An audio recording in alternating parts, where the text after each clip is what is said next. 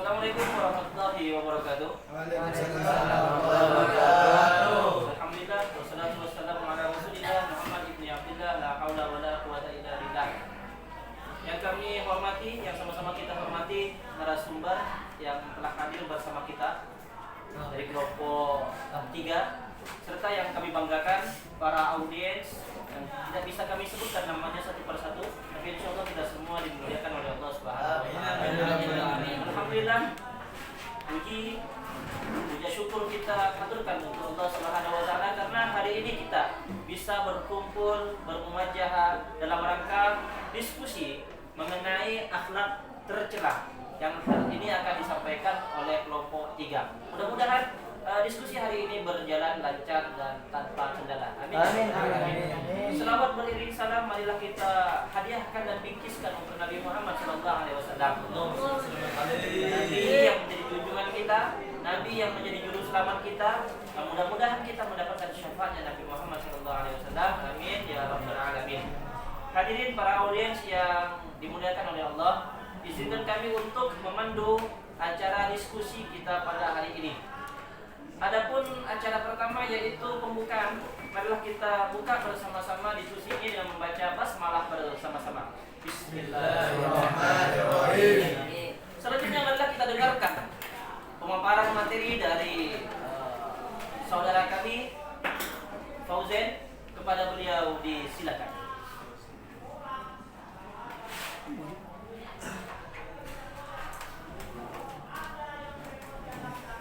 Bismillahirrahmanirrahim. Assalamualaikum warahmatullahi ta'ala wabarakatuh. Waalaikumsalam. Alhamdulillah.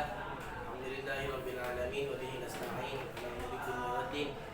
Wa ala alihi wa sahbihi ajma'in. Pertama dan yang paling utama, marilah kita panjatkan puja dan puji syukur kita atas kehadirat Allah Subhanahu wa ta'ala. Allah Subhanahu wa ta'ala telah memberikan kita banyak nikmat, yang di antaranya nikmat sehat dan nikmat sempurna.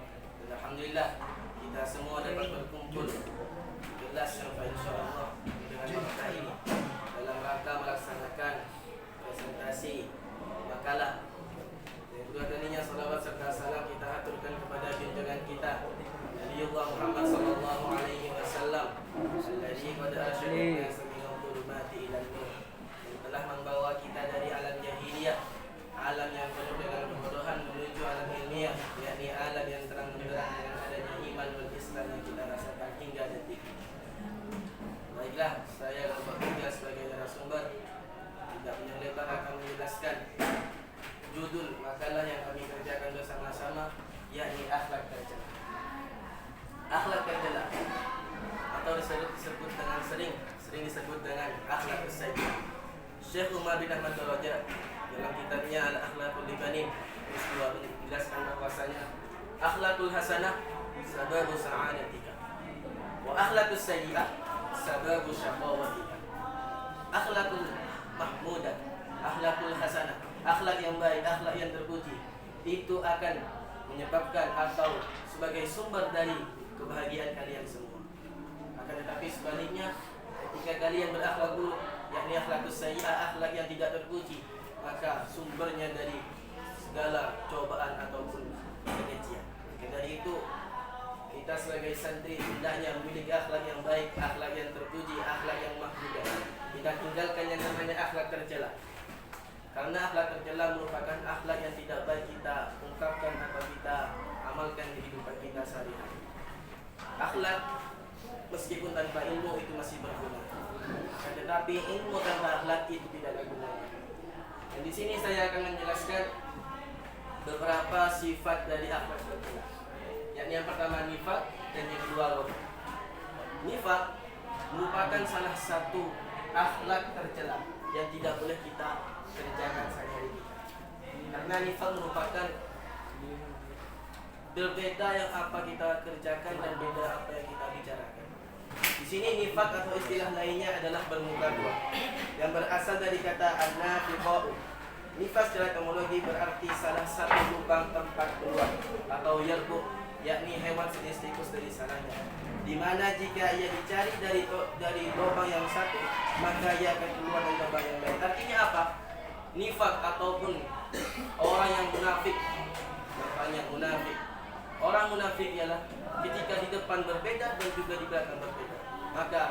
sifat nifak ini merupakan akhlak tercela. Rasulullah sallallahu alaihi wasallam bersabda, "An Abi Hurairah anna Rasulullah sallallahu alaihi wasallam qala ayatul munafiqi salat. Idza haddatsa kadzaba wa idza wa'ada akhlafa wa idza tumina khana." Hadis riwayat Muslim. Artinya an Abi Hurairah, dari Abi Hurairah, anna Rasulullah sallallahu alaihi wasallam, sesungguhnya Rasulullah sallallahu alaihi wasallam bersabda, ayatul munafiqi, sesungguhnya adapun tanda-tandanya orang munafik, salasun, itu ada 3. Idza haddatsa kadzaba, apabila berbicara ia berbohong.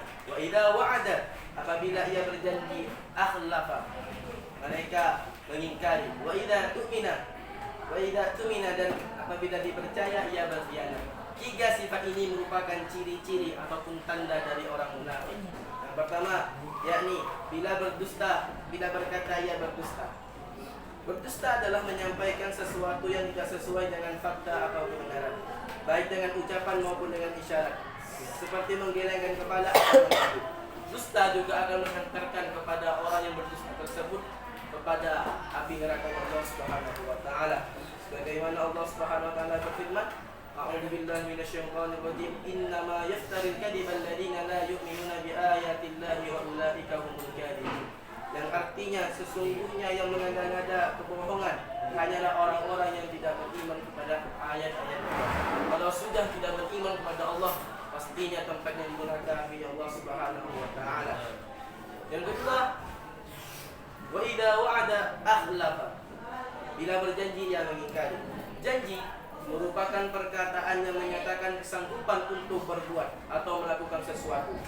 Mengingkari janji yang telah diucapkan berarti tidak menepati kesanggupan yang telah dibuat. Pada masalah ini terbagi kepada 2 jenis. Yang pertama, seseorang berjanji padahal di dalam niatnya tidak ingin menepatinya. Ini merupakan pekerti yang paling sangat buruk. Sebagaimana Allah Subhanahu wa taala berfirman yang artinya, "Dan tepatilah perjanjian dengan Allah apabila kamu berjanji, dan janganlah kamu membatalkan sumpah-sumpahmu itu sesudah menangguhkannya, sedang kamu telah menjadikan Allah sebagai saksimu terhadap sumpah-sumpahmu itu. Sesungguhnya Allah Maha mengetahui apa yang kamu perbuat." Yang kedua ialah wa idza tumina khana, bila berseteru ia berbuat fajir. Fajir ataupun fujur adalah keluar dari kebenaran dengan sengaja sehingga kebenaran ia menjadi keburukan. Dari keburukan menjadi kebenaran. Fajir dapat diartikan pula dengan mempertahankan pendapat dengan argumen apapun, termasuk dengan membuat dalil palsu. Hal ini merupakan salah satu yang sangat didawai kita untuk kerjakan di kehidupan sehari-hari kita, seperti bersumpah palsu ataupun membuat dalil yang mengada-ngadakan berbuat sendiri. Itu merupakan akhlak yang tercela. Yang kedua dari akhlak tercela, yakni sifat ghadab, atau bahasa Indonesianya atau makna bahasanya itu adalah marah. Marah merupakan salah satu juga yang termasuk dari akhlak tercela. Sebagaimana Rasulullah sallallahu alaihi wasallam bersabda, "Bismillahirrahmanirrahim. An Abi Hurairah radhiyallahu anhu anna rajulan qala lin Nabi sallallahu alaihi wasallam, "Awsini ya Rasulullah." Qala la taghdab. Faraddada miraran qala la taghdab. Diriwayatkan dari Abu Hurairah radhiyallahu anhu bahwa seorang laki-laki berkata, "Wahai Rasulullah, berilah aku pesan." Rasulullah sallallahu alaihi wasallam bersabda, "Janganlah marah." Laki-laki itu mengulang permintaannya agar Rasulullah sallallahu alaihi wasallam memberinya pesan. Namun Rasulullah sallallahu alaihi wasallam tetap bersabda, "Janganlah marah." Marah merupakan salah satu sifat yang sering kita tampakkan kepada semua orang, meskipun itu biasanya sering kita tidak lakukan.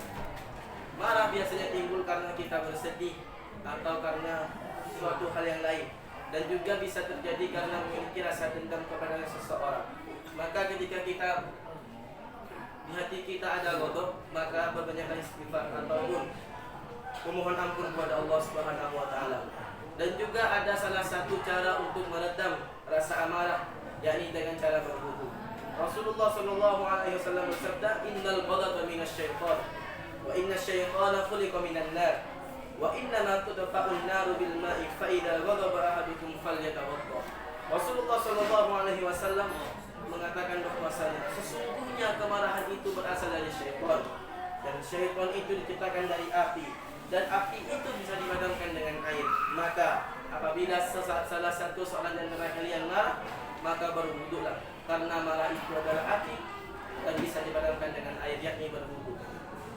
Dan apabila kita memiliki sifat ghadab, maka kita juga harus bisa untuk merubah posisi, karena merubah posisi merupakan salah satu dari cara untuk meredam amarah. Sebagaimana Rasulullah sallallahu alaihi wasallam bersabda, Bismillahirrahmanirrahim, inna ghadiba ahadukum wa huwa qa'im falyajlis fa in dhahaba 'anhu al-ghadabu wa illa falyartaji. Jika salah seorang di antara kalian marah dan ia di dalam keadaan berdiri, maka hendaklah dia duduk. Hal itu cukup baginya jika marahnya reda, namun jika dia marah tidak reda juga, maka hendaklah dia berbaring. Maka cara yang kedua yakni ialah ketika kita marah dalam keadaan berdiri, maka hendaknya kita berubah posisi, yakni dengan cara berduduk. Apabila kita masih dalam keadaan duduk, masih belum hilang amarah kita, maka kata Rasulullah, berbaringlah. Itu merupakan salah satu dari cara untuk meredamkan amarah kita. Dan yang selanjutnya ialah cara untuk meredam rasa amarah ialah dengan cara berdiam diri. Sebagaimana Rasulullah SAW bersabda, inna ghadiba ahadukum falyaskut. Jika salah seorang di antara kalian marah, maka kata Rasulullah, falyaskut, maka diamlah. Jika kita marah kepada seseorang karena kita ada emosi atau karena sedih, maka diamlah. Maka itu adalah cara untuk kita meredamkan amarah. Maka dari itu pesan saya kepada kalian, apabila kalian marah, cepatlah mengambil air wudhu, karena dengan air wudhu kita akan menghilangkan rasa amarah kita. Dan juga apabila kita memiliki masalah, selama masalah itu tidak perlu dengan yang namanya amarah, maka janganlah marah. Sekian dari saya, semoga bermanfaat. Wassalamualaikum warahmatullahi wabarakatuh. Waalaikumsalam warahmatullahi wabarakatuh.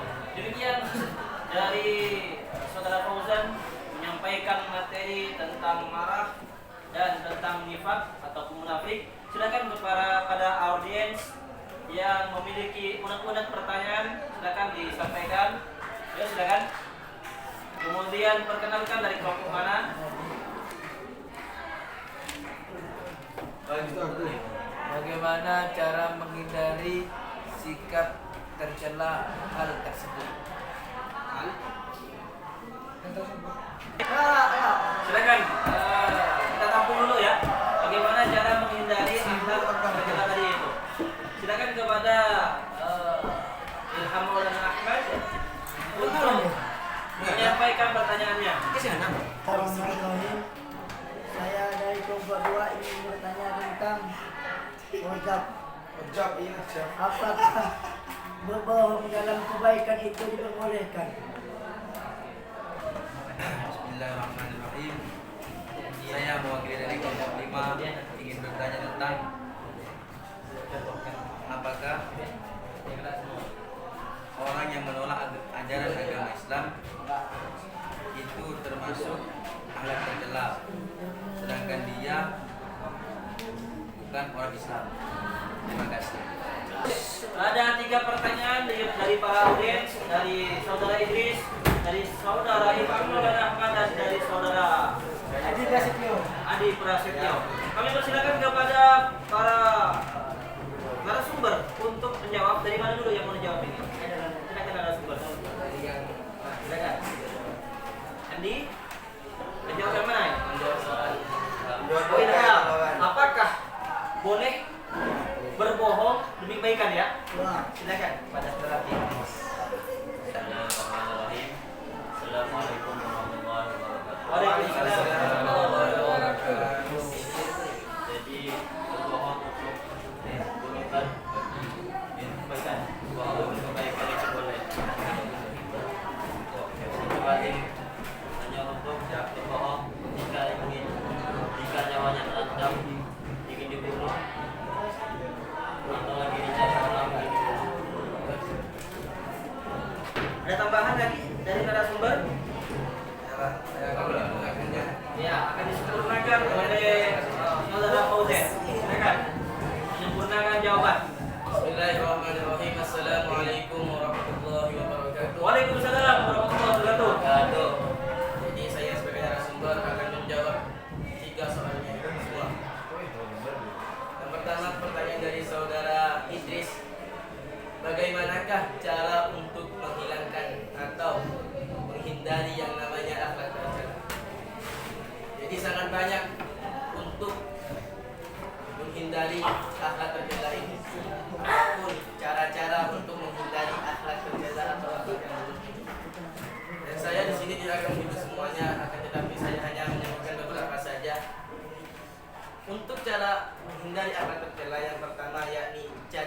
orang yang baik.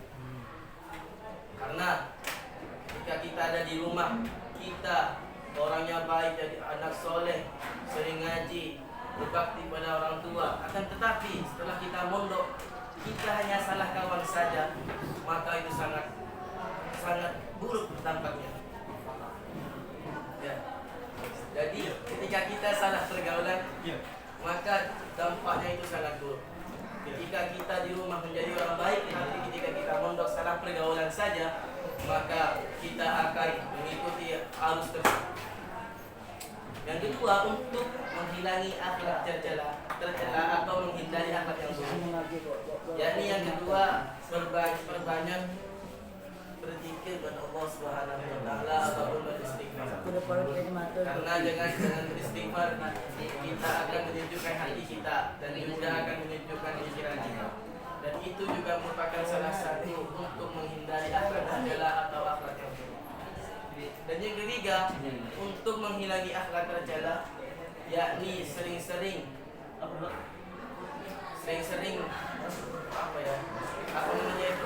sering-sering ingat Allah atau zikrullah. Karena dengan mengingat zikrullah atau mengingat Allah, kita akan mengingat sesanya Allah Subhanahu wa taala. Karena akhlak tercela ini merupakan akhlak yang tidak baik dan juga tidak disukai semua orang dan juga Allah Subhanahu wa taala. Jadi itu jawaban dari soal pertama dari saudara Idris. Yang kedua, saya ingin menjawab pertanyaannya saudara Ilham, yakni pertanyaannya, apakah boleh kita berbohong apabila itu untuk kebaikan? Jadi jawabannya boleh, selama ada ancaman nyawa. Ya. Kalau kita berbohong kepada seseorang demi untuk menyelamatkan nyawanya seseorang, maka itu diperbolehkan. Contoh, saya ambil contoh di sini, Aris Badeng. Ketika Aris Badeng ini menjadi pencuri dan ia mencuri di rumahnya Hendra. Ketika ia mencuri di rumah Hendra, dia lari dan ia bertemu dengan saudara Bresi. Saudara Bresi. Dan Aris berkata, "Ya Bresi, nanti kalau seandainya ada Hendra, bilang ada saya di sini ya." Ketika kondisi tersebut, maka itulah yang diperbolehkan untuk berbohong dalam kebaikan. Karena apabila seandainya Bresi jujur, maka akan menyebabkan nyawanya Aris ini tewas atau hilang. Maka diperbolehkan untuk bohong apabila untuk dalam kebaikan. Yang ketiga, saya ingin menjawab pertanyaannya saudara Adi Prasetyo, yakni apakah ketika kita mengajak seorang non-muslim kepada Islam dan ia tidak mau, apakah itu akhlak tercela? Jadi begini ya, Allah Subhanahu wa taala berfirman di dalam Al-Qur'an, "A'udzubillahi minasyaitonir rajim. La ikraha fid din." Tidak ada paksaan dalam agama. Ketika kita memiliki teman non-muslim dan kita mengajak, kita berdakwah padanya untuk masuk Islam, apabila dia tidak mau, maka tidak ada masalah. Dan dosa bukan kita, yang musyrik bukan kita, tapi teman kita itu. Ya. Dan juga teman kita bukan termasuk dari akhlak tercela. Dan juga ketika orang non-muslim itu apabila ini masuk Islam, itu semua bukan urusannya kita, akan tetapi itu semua urusannya Allah Subhanahu wa taala. Sebagaimana Allah Subhanahu wa taala berfirman, "Innaka la tahdi man ahbabta walakinnallaha yahdi man yasha." Allah Subhanahu wa taala berfirman bahwasanya kita seorang hamba ini hanya bisa untuk menyampaikan atau memberi arahan. Akan tetapi walakinnallaha yahdi man yasha. Akan tetapi Allah lah yang akan memberi hidayah kepada semua orang bagi semua yang Ia kehendaki. Jadi kita merupakan salah satu untuk bisa membawa teman kita yang muslim masuk Islam. Itu semua adalah urusannya Allah Subhanahu wa taala. Sekian dan jawaban saya untuk dari 3 pertanyaan tersebut. Apabila ada unek-unek, silakan disampaikan lagi. Yang saya lebih detailkan lagi ya Allah. Kami kembalikan kepada audiens yang bertanya ataupun kepada audiens yang lain, apabila ada pro ataupun kontra Silakan, apakah ada tambahan jawaban ataupun ketidaksetujuan terhadap jawaban yang disampaikan oleh narasumber? Ada. Apakah tidak ada? Setuju. Setuju ya? Setuju. Bagaimana Saudara Ilham? Apakah sudah bisa ditaslim? Artinya sudah menerima terhadap jawaban yang disampaikan oleh narasumber tadi? Sudah. Sudah minum ya? Selanjutnya kepada Hendra, apakah sudah? Idris Pak. Oh Idris, Hendra ada Pak? Hendra. Oh ada. Adi, apakah sudah? Sudah, Pak. Tidak. Idris, apakah sudah menerima Idris? Sudah lah. Alhamdulillah ya Rabbil alamin. Alhamdulillah. Apakah ada pertanyaan lagi? Tidak ada. Kalau tidak ada, kita cukupkan sampai di sini. Mama. Karena yang di sana sudah bersama dengan orang lain. Hidup sendirian tanpa kekasih. Cukup sekian. Terima kasih. Kalau ada sumur di ladang, bolehlah kita menumpang mandi. Kalaulah ada umur yang panjang, bolehlah saya diundang lagi. Ikan sepat, ikan lele, ikan gabus, ikan nila. Itulah ikan yang ada dalam air. Assalamualaikum warahmatullahi wabarakatuh.